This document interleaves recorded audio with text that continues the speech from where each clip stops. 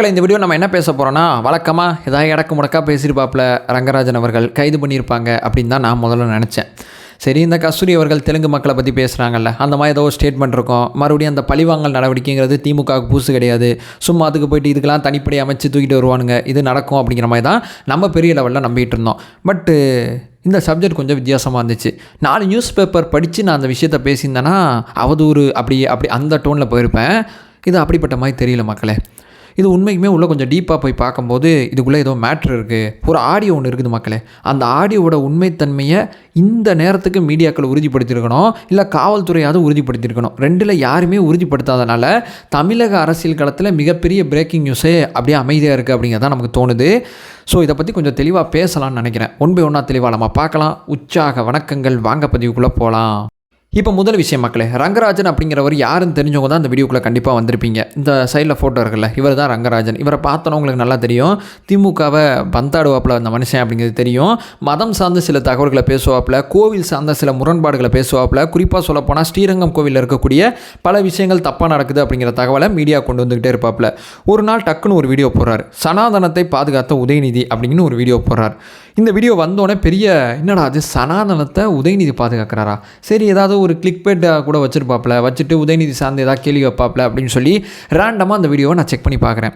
So உள்ளே போய் பார்க்கும்போது இந்த வீடியோ ப்ளே ஆகுது.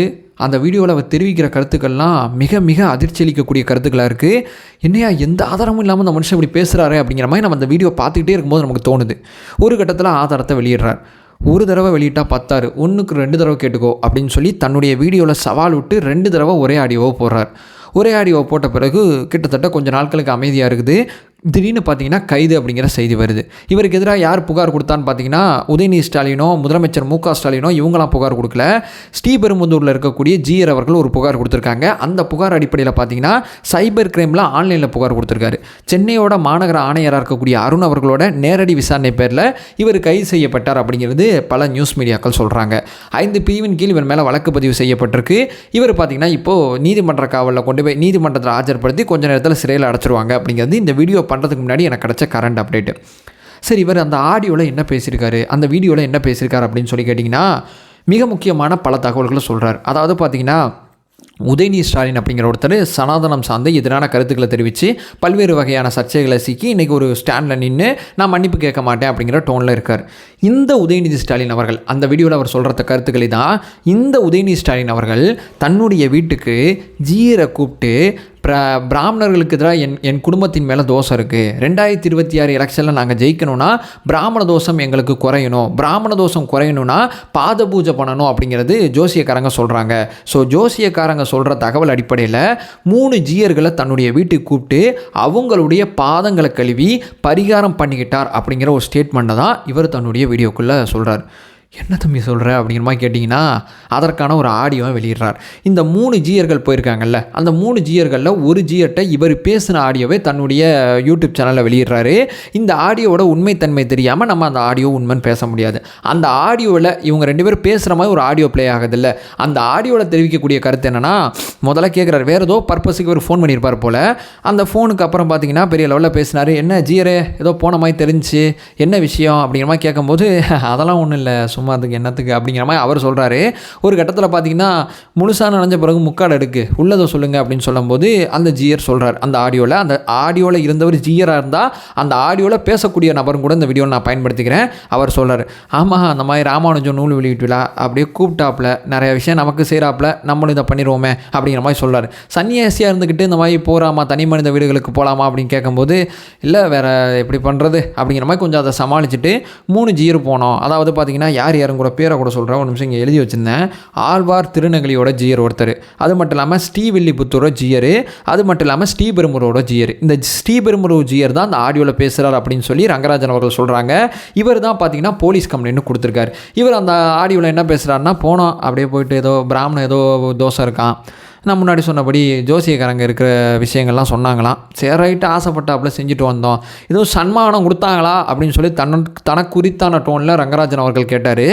இல்லை அதெல்லாம் எதுவும் கிடையாது, அதெல்லாம் எதிர்பார்த்தும் போல், சாப்பிட்டீங்களா, பச்சை தண்ணி கூட வேணான்னு சொல்லிட்டேன், விருப்பப்பட்டு கூப்பிட்டாப்புல நமக்கு சில விஷயங்கள் செய்கிறாப்புல, அதனால நம்மளும் செய்கிறோம் அப்படிங்கிற மாதிரி சில கருத்தை தெரிவிக்கிறார்.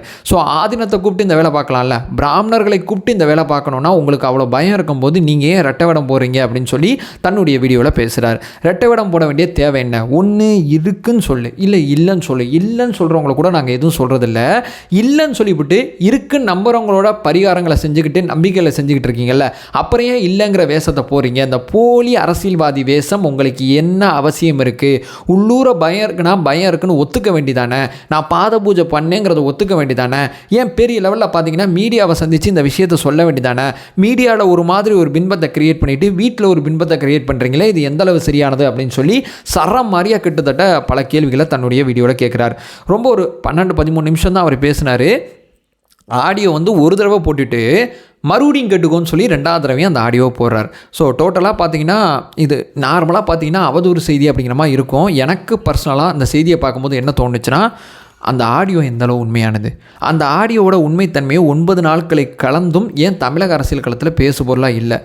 மீடியாக்களையும் இப்படிப்பட்ட ஒரு பிரேக்கிங் நியூஸை உதயநிதி ஸ்டாலின் அவர்கள் கொள்கை சார்ந்து தவறாக போகிறாங்க அப்படிங்கிற சர்ச்சைக்குரிய ஒரு விஷயம் வந்துக்கிட்டு இருக்குங்கிறது மீடியா ஏன் இவ்வளோ நாள் ஃபோக்கஸ் பண்ணவே இல்லை?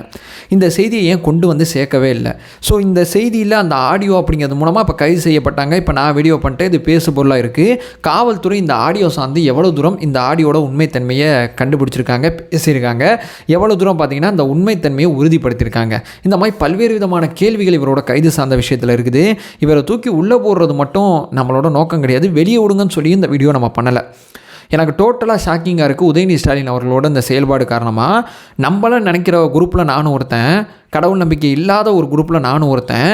என்னுடைய பிரிவில் இருந்துக்கிட்டு என்னை ஏமாத்துகிற ஒரு விஷயத்தை என்னால் பெரிய லெவலில் ஏற்கவே முடியல. அதோட வெளிப்பாடாக, அதோட ஆதங்கத்தோட வெளிப்பாடாக தான் இந்த வீடியோ பண்ணுறேன். இந்த தகவல் உண்மையானதா உதயநிதி ஸ்டாலின் அவர்களே? இந்த தகவலை நான் எந்த அளவு நம்பலாம்? ஏன்னா உங்களுக்கு கடவுள் மறுப்பாளர் அப்படிங்கிற ஒரு நம்பிக்கை உங்களுக்கு இருக்குங்கிறது பெரிய லெவலில் நாங்கள் நம்புகிறோம். ஸோ இந்த விஷயத்தில் உங்களோட இரட்டை நிலைப்பாடா, இல்லை உண்மைக்குமே இந்த விஷயத்தை தெளிவுபடுத்த வேண்டிய தேவை இருக்குது? ஏன்னா உங்கள் நம்புகிற பல பேருக்கு, என்னையுமே பல பேருக்கு நீங்கள் பதில் சொல்லணும். உங்களோட பதிலை எதிர்பார்த்து இந்த வீடியோ என் பண்ணுறோம். இந்த செய்தி ஏன் பேசுபொருள் ஆகலை அப்படிங்கிற ஒரு கேள்வியும் அப்படிங்கிற ஒரு மர்மத்தையும் இந்த வீடியோவில் ஒரு தடவை ஞாபகப்படுத்திட்டு இந்த வீடியோவை என் பண்ணிக்கிறேன். தமிழக அரசியல் களத்தை திருப்பி போடுற மாதிரி ஒரு அரசியல் நிகழ்வு ஷார்ட் அண்ட் ஸ்வீட்டாக கடந்து போயிட்டுருக்கோம் அப்படிங்கிற ஒரு அவேர்னஸை இங்கே ஞாபகப்படுத்திட்டு இந்த வீடியோவை என் பண்ணிக்கிறேன். நம்ம சேனலை ஃபர்தராக ஃபாலோ பண்ணிங்கன்னா பொலிட்டிக்கல் சார்ந்து பல்வேறு தகவல்கள் பற்றி பேசிக்கிட்டு இருக்கோம்.